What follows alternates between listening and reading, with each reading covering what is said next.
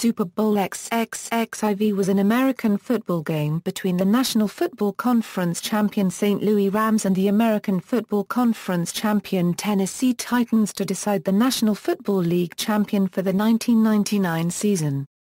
The Rams defeated the Titans by the score of 23-16, capturing their first Super Bowl win and first NFL championship since 1951.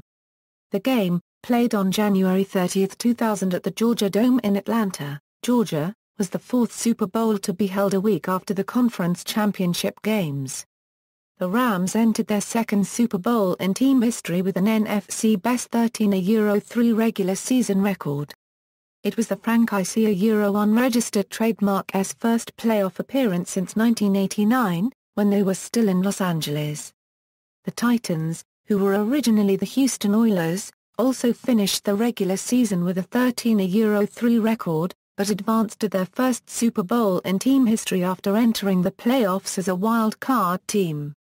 Tennessee finished in second place in the AFC Central Division behind the Jacksonville Jaguars. The first two quarters of Super Bowl XXXIV were largely a defensive battle. Despite outgaining the Titans in total offensive yards in the first half, 294-89, the Rams held only a 9-0 half-time lead on 3 field goals. St. Louis later scored their first touchdown midway through the third quarter to go up 16-0. Tennessee then responded by scoring 16 consecutive points to tie the game with 2:12 left in regulation. This was the largest deficit to be erased in a Super Bowl and the first deficit that was greater than 10 points. On the Rams' ensuing drive, quarterback Kurt Warner completed a 73-yard touchdown pass to wide receiver Isaac Bruce to regain the lead. The Titans then drove to the St. Louis 10-yard line with 6 seconds remaining, but on the final play of the game, Rams linebacker Mike Jones tackled Tennessee wide receiver Kevin Dyson 1 yard short of the goal line to prevent a potential game-tying touchdown. This play went into NFL lore as 1 yard short, or simply the tackle. Warner completed 24 out of 45 passes for 414 yards and 2 touchdowns and was named the most valuable player. His 414 passing yards and 45 pass attempts without an interception were both Super Bowl records. Warner became the 6th player to win both the NFL Most Valuable Player award and the Super Bowl MVP award during the same season. He followed Bart Starr, Terry Bradshaw, Joe Montana, Emmitt Smith, and Steve Young. This game is often referred to as the .com Super Bowl due to the large amount of advertisements purchased by .com companies. This game was featured as one of NFL's greatest games as the longest yard. Background: NFL owners awarded Super Bowl XXXIV to Atlanta during their October 31, 1996 meeting held in New Orleans. St. Louis Rams. The Rams entered 1999 having been among the league UE-1 registered trademark stragglers for a decade due to mismanagement by owner Georgia Frontier and the refusal of Los Angeles, California UE-1 registered trademark city government to build a new stadium with greater corporate facilities. The franchise moved to a taxpayer-funded stadium in St. Louis, Missouri for the 1995 season but continued to struggle and little was expected of them for 1999. Indeed, ESPN the magazine UE-1 registered trademark 1999 NFL preview predicted the Rams would be the worst team in the NFL. Worse even than the Cleveland Browns, who had returned as an expansion team that year. The Rams proceeded to shock the NFL with an NFC-best 13-3 regular season record and outscored their opponents 526-242, the highest scoring margin of any Super Bowl champion.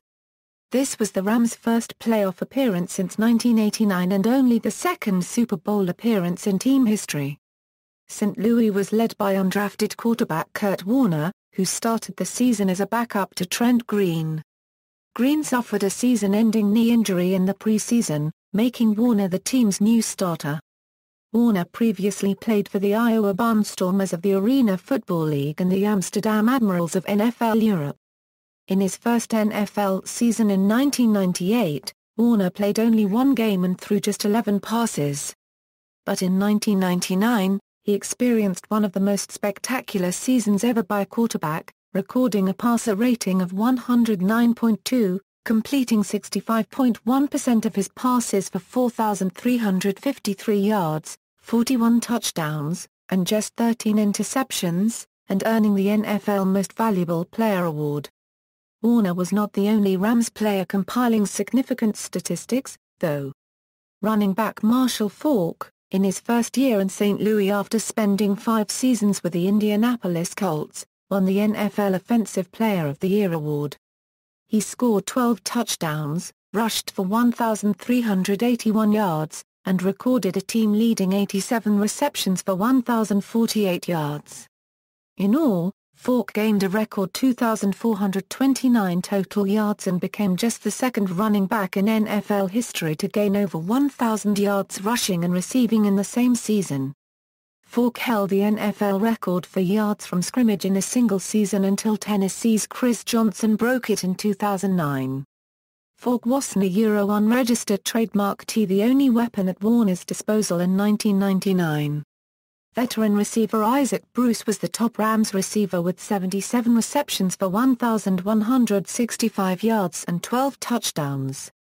While breakout rookie wide receiver Torrey Holt recorded 52 receptions, 788 yards, and 6 touchdowns. Even the team's third wide receiver, Isaiah Hakeem, was a big contributor by catching 36 passes for 677 yards and 8 touchdowns, while also returning punts for 461 yards and another touchdown. The Rams' offensive line was led by Pro Bowlers Orlando Pace and Adam Timmerman. Timmerman, acquired by the Rams in 1999, had previously won Super Bowl XXXIV with the Green Bay Packers. On special teams, receiver Tony Horn returned 30 kickoffs for 892 yards and 2 touchdowns, giving him an NFL-leading 29.7 yards per return average. Overall, St. Louis offense led the league in total yards gained, scoring, and passing touchdowns. The Rams' defense led the league in fewest rushing yards allowed and fewest rushing touchdowns allowed, while giving up just 242 points. Overall, the defense ranked 4th in the league in fewest total yards allowed. The line was anchored by Pro Bowl defensive end Kevin Carter and defensive end Grant Wistrom. Carter led the league with 17 sacks, while Wistrom recorded 8.5 sacks and 2 interceptions, returning both for touchdowns for a combined total of 131 yards. Behind them, the Rams had 3 linebackers, London Fletcher, Mike Jones, and Todd Collins. The secondary was led by Pro Bowler Todd Light, Dexter McCleon, and rookie Drebley. Tennessee Titans. The Titans advanced to their first Super Bowl in team history, after originating as a charter member of the American Football League. From 1960 to 1996, the team was owned by Houston, Texas businessman Bud Adams and known as the Houston Oilers. By 1995, however, Adams, like Frontier, was lured to move his team from Houston, in this case to a new stadium in Nashville, Tennessee. Since this new stadium was not ready until the 1999 season, Adams decided to move his team to Liberty Bowl Memorial Stadium in Memphis, Tennessee in 1997 after playing before small Houston crowds in 1996. The renamed Tennessee Oilers also played before sparse Memphis crowds, and thus spent the 1998 season playing at Nashville unregistered trademark S. Vanderbilt Stadium. After the new Adelphia Coliseum was completed in 1999, the team's name was changed to Tennessee Titans. With Tennessee unregistered trademark S Super Bowl appearance, every former AFL team had now played in the Super Bowl, including the original 8 AFL teams and 2 AFL expansion teams, the Miami Dolphins and the Cincinnati Bengals. The 1999 Titans were led by quarterback Steve McNair and running back Eddie George. McNair had missed 5 games due to injuries during the season, but he was still able to put up solid numbers, throwing for 2,179 yards and 12 touchdowns with only 8 interceptions. Despite his injury problems, McNair finished the season as the second leading rusher on the team with 337 yards and scoring 8 touchdowns. George also had an outstanding season, rushing for 1,304 yards, and catching 47 passes for 458 yards. In all, George scored a grand total of 13 rushing and receiving touchdowns, and was selected to play in the Pro Bowl for the third consecutive year. Another contributor on the Titans' offense was fullback Lorenzo Neal, who frequently served as George's lead blocker and was widely considered one of the best blocking backs in the league. The team did not have any outstanding deep threats, but wide receiver Yancey Thigpen recorded 38 receptions for 648 yards, wide receiver Kevin Dyson had 54 receptions for 658 yards, and tight end Frank Ikek caught 69 passes for 641 yards. Up front, their line was anchored by Pro Bowl tackle Bruce Matthews. Tennessee's defense was also extremely effective. Pro Bowl defensive end Jevon Kearse anchored the line, recording 14.5 sacks to go along with 8 forced fumbles and was named the NFL's Defensive Rookie of the Year. The linebacking core was led by Eddie Robinson, who recorded 64 tackles and 6 sacks. Their secondary was led by cornerback Samari Rolle, who led the team with 4 interceptions. The Titans finished the regular season with a 13-3 record, but finished second behind the 14-2 Jacksonville Jaguars in the AFC Central. The Jaguars' only 2 losses were to the Titans, but Tennessee's 3 losses forced them to enter the playoffs as a wild-card team. Playoffs. Playing in his first ever NFL playoff game, Warner threw for 395 yards and 5 touchdowns, with 1 interception, as the Rams defeated the Minnesota Vikings, 49-37, by scoring 35 unanswered points in the second half. Bruce caught 4 passes for 133 yards and a touchdown. Faulk gained 101 combined rushing receiving yards and scored 2 touchdowns. Although Vikings quarterback Jeff George threw for 423 yards and 4 touchdowns, 3 of his scores occurred late in the fourth quarter, after the Rams had already put the game away. The Rams then narrowly defeated the Tampa Bay Buccaneers, 11-6 in a hard-fought defensive struggle in the NFC Championship game. The first half ended with the Rams leading 5-3 on a Jeff Wilkins field goal and after a bad snap by the Buccaneers went through their own end zone for a safety. Tampa Bay then scored a field goal in the third quarter to take the lead. But Warner threw a 30-yard go-ahead touchdown pass to receiver Ricky Pree with 4:44 left in the game. Meanwhile, the Titans started out their postseason by narrowly defeating the Buffalo Bills, 22-16 on a famous, trick kickoff return play that became known in NFL lore as the Music City Miracle. Tennessee jumped to a 12-0 halftime lead with an Del Greco field goal, a safety by Kearse, and a McNair touchdown run.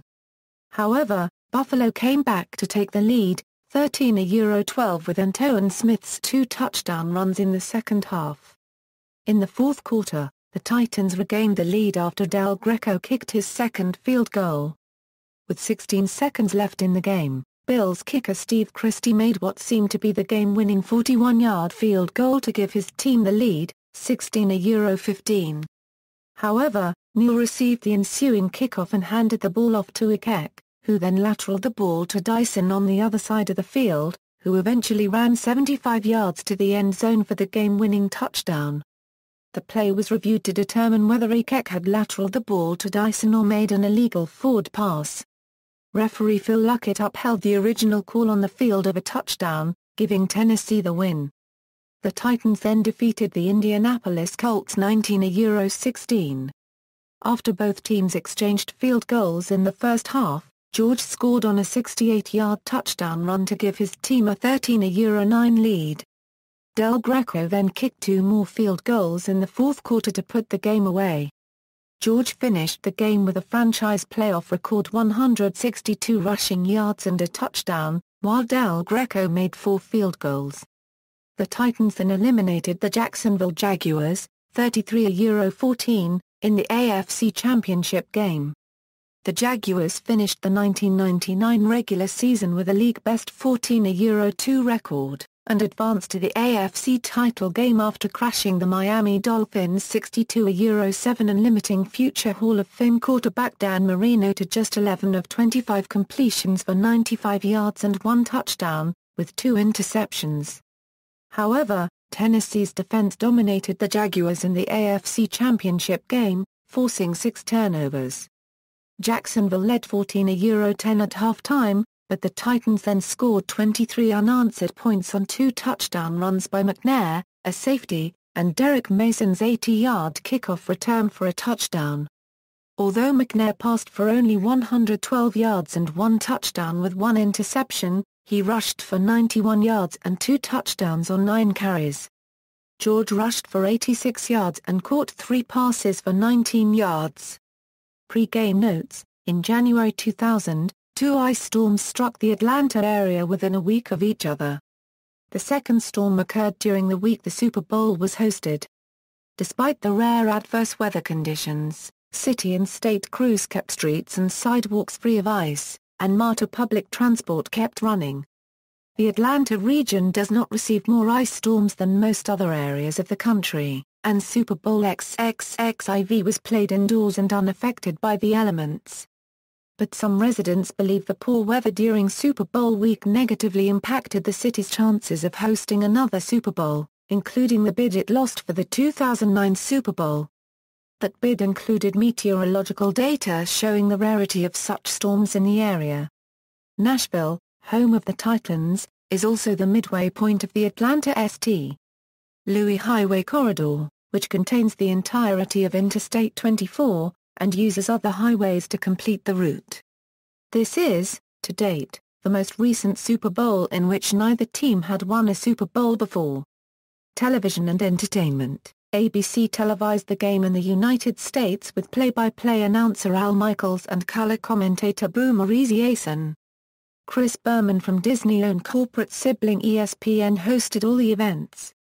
Berman was joined by fellow ESPN analyst Steve Young, while ESPN's Mike Tirico was on hand for the post-game presentation of the Vince Lombardi Trophy. Leslie Visser and Lynn Swann served as sideline reporters. It was also the first Super Bowl to be aired in high definition and 5.1 Dolby Digital. ABC Sports chose to use the 720p format. Ironically, the ABC affiliate in St. Louis, KDNL-TV, has been regarded as one of the network's weakest affiliates since joining the network in 1995. The previous ABC affiliate, KTVI, in contrast, was one of the strongest affiliates. It had become a Fox station in 1995, and thus, has televised the majority of the Rams games in this period. The game was later featured as one of the NFL's greatest games as the longest yard. Pregame Ceremonies The pregame show featured a tribute to the great American music of the 20th century. Narrated by the Smothers Brothers, the show highlighted some of the unique American musical styles such as gospel, big band, classical, country and rock. Singers Tina Turner and Travis Tritt along with the Georgia Tech Marching Band and the Georgia Mass Choir performed during the show. Country singer Faith Hill then sang the national anthem. To celebrate the 30th anniversary of Super Bowl IV, the following participants of the game were featured during the coin toss ceremony: Bud Grant, Lamar Hunt, Bobby Bell, Paul Krause, Willie Lanier, Alan Page, and Jan Steinerud. Halftime show The E-Trade halftime show was produced by Disney entitled Tapestry of Nations after the Epcot parade of the same name. The show, narrated by actor Edward James Olmos, was inspired by Walt Disney World's Millennium Celebration. It featured a full symphony orchestra, a multi-generational, 80-person choir, and singers Phil Collins, Christina Aguilera, Enrique Iglesias, Tina Turner, and Toni Braxton. Setlist: When the Heartache Is Over, Proud Mary, Reflections of Earth instrumental, Celebrate the Future Hand in Hand, Tapestry of Nations instrumental, Two Worlds, We Go On. Commercials. This game is often referred to as the A-Euro Super Bowl since it was held during the height of the dot-com bubble, and several internet companies purchased television commercials. E-Trade ran a commercial featuring a chimpanzee dancing in an E-Trade t-shirt and the text "Oh well, we just wasted $2 million." LifeMinders.com ran a commercial of plain typewritten text beginning with the line "This is the worst commercial on the Super Bowl. But it might be the best thing you see tonight." Pets.com famously paid millions for an advertisement featuring a sock puppet, though the company would collapse before the end of the year. Game summary: the two teams' unregistered trademark defenses seemed to dominate most of the first half. The Rams started the game out strong by taking the opening kickoff and marching to the Tennessee 17-yard line. But on third down, safety Blaine Bishop pressured quarterback Kurt Warner to throw an incomplete pass. Then the ensuing field goal attempt failed when punter holder Mike Horan fumbled the snap. The Titans responded by moving the ball to the St. Louis 29-yard line, aided with running back Eddie George's 32-yard reception. But they also came up empty after kicker Del Greco missed a 47-yard field goal attempt. For the rest of the half, the Titans were forced to punt on all of their possessions. In contrast, the Rams were able to reach inside the Tennessee 20-yard line on all four of their remaining drives before halftime, but on each one, the Titans' defense forced St. Louis to settle for field goal attempts from kicker Jeff Wilkins, who was successful in making 3 of them, but missed one attempt from 34 yards. The Rams ended up leading at halftime, 9-0, but their scoring margin over the Titans seemed somewhat small, considering they drove into scoring range on every one of their first half possessions and outgained Tennessee in total yards, 294-89. Both teams' offenses started to get going in the second half. The Titans took the opening kickoff of the third quarter and drove 43 yards to the St. Louis 29-yard line. But Tennessee remained scoreless after defensive back Todd Light blocked Del Greco's 47-yard field goal attempt. After that, Warner threw a 31-yard strike to Isaac Bruce and a 16-yard completion to tight end Ernie Conwell before finishing the 68-yard drive with a 9-yard touchdown pass to Torrey Holt, giving St. Louis a 16-0 lead. On the completion to Conwell, Bishop made the tackle, but suffered a spinal injury and had to leave the game. The game was delayed for several minutes while Bishop was being treated. Tennessee wide receiver Derek Mason returned the ensuing kickoff 35 yards to the 34-yard line. From there, 5 runs by George and 2 completions from quarterback Steve McNair to tight end Frank Ikek advanced the ball to the St. Louis 29-yard line. Then McNair scrambled 23 yards to the 2-yard line, setting up a 1-yard touchdown run by George 2 plays later. The touchdown cut the Titans' deficit to 16-6 after McNair's pass to Ikek on the 2-point conversion attempt fell incomplete. The Titans' first score sparked them to rally.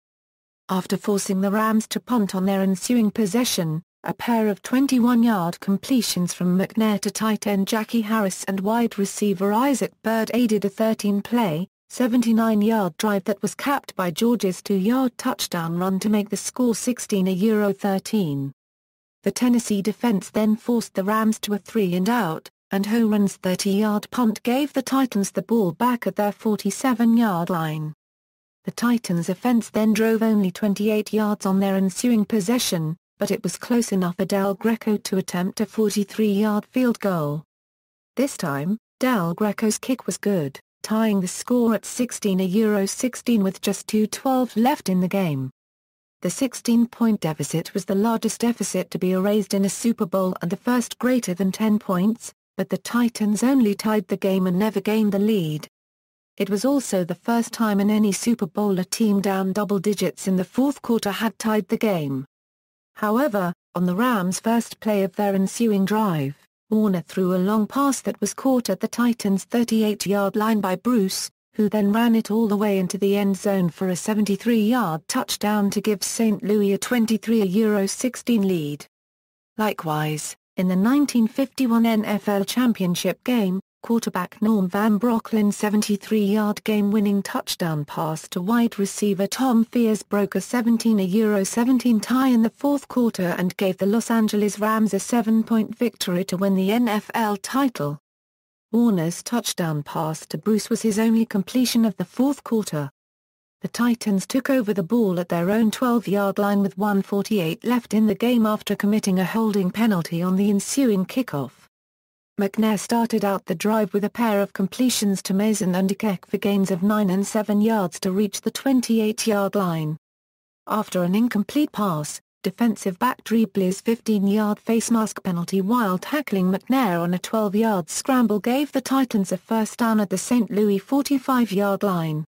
On the next play, St. Louis was penalized 5 yards for being offsides, moving the ball to the 40-yard line with 59 seconds left. McNair then ran for 2 yards, then threw a 7-yard completion to wide receiver Kevin Dyson. On the next play, Tennessee nearly lost the ball when Blee stepped in front of a pass intended for Mason, only to have it go right through his arms. 2 plays later, with the Titans facing 3rd down and 5 to go, McNair was hit by 2 Rams defenders, but he escaped and completed a 16-yard pass to Dyson to gain a first down at the Rams' 10-yard line. Tennessee then used up their final timeout with just 6 seconds left in the game, giving them a chance for one last play. This final play has gone down in NFL history as simply the tackle. The final play . The Titans had just used their final timeout with 6 seconds remaining. With the ball on the Rams' 10-yard line, the Titans were trailing by a touchdown and had one last opportunity to tie the game. The plan was to use tight end Frank Ikek as a decoy. Ikek would run straight up the field on the right side, to lure linebacker Mike Jones away from receiver Kevin Dyson. Dyson would then slant left through the middle of the field. With Jones occupying Ikek, quarterback Steve McNair would pass the ball to Dyson, who would be open from about 5 yards out for the score. As the play began, everything appeared to go as planned. Jones ran with Ikek up the field at the beginning of the play.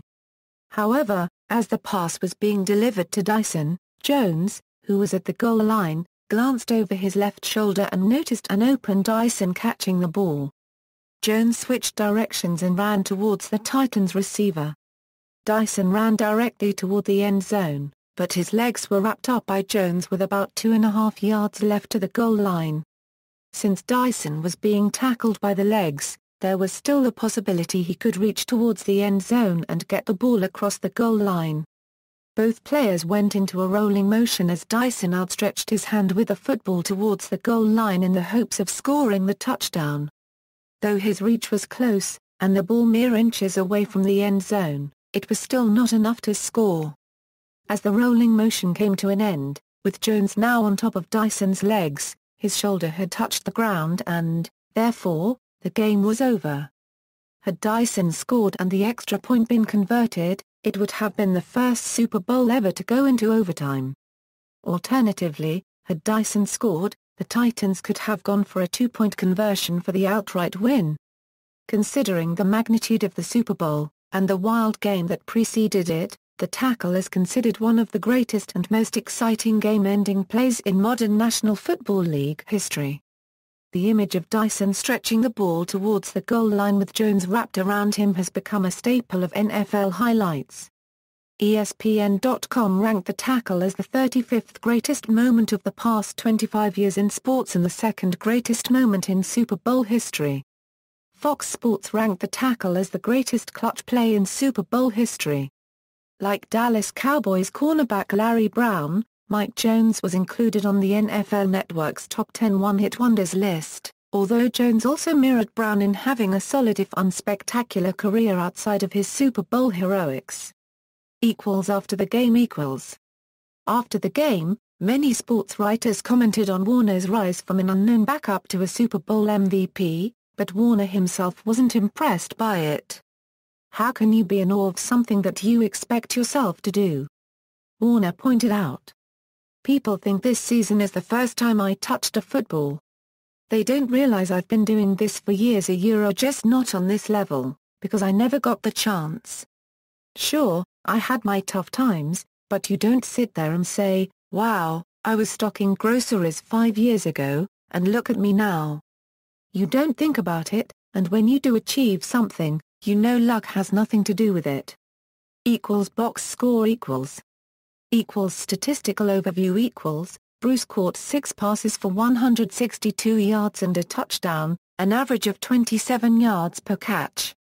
Holt had 7 receptions for 109 yards and a touchdown.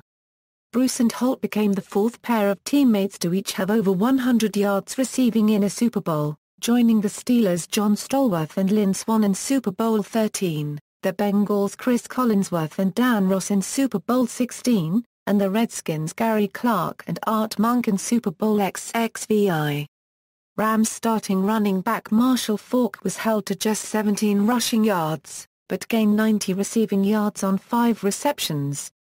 McNair set a Super Bowl record for rushing yards by a quarterback, recording 64 yards on 8 carries. He also completed 22 out of 36 passes for 214 yards.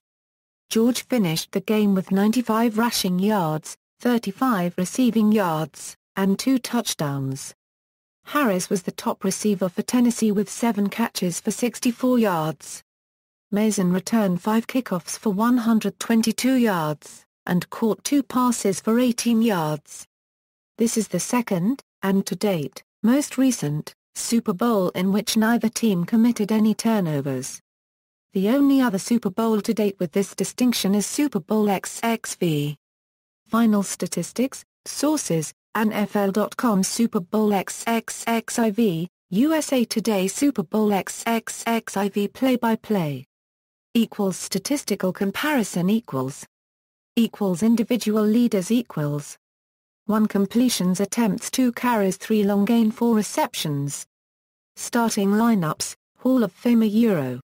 Officials, referee, Bob Maselli number 95, umpire, Ron Botchin number 110 5th Super Bowl, head linesman, Ernie France number 111 3rd Super Bowl, line judge, Byron Boston number 18 1st Super Bowl, field judge, Al Jury number 106 5th Super Bowl, side judge, Tom Finker number 47 3rd Super Bowl, back judge, Bill Levy number 127 1st Super Bowl, alternate referee, Walt Coleman number 65, alternate umpire, Bob Wagner number 100.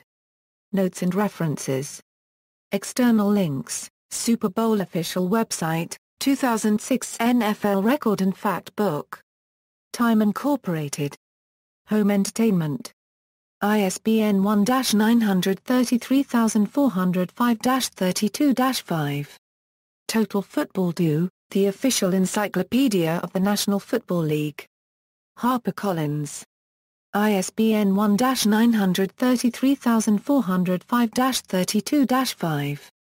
The Sporting News: History of the Super Bowl, Super Bowl XXXIV at Pro Football Reference, Super Bowl play-by-plays from USA Today, all-time Super Bowl odds from the Sports Network. See also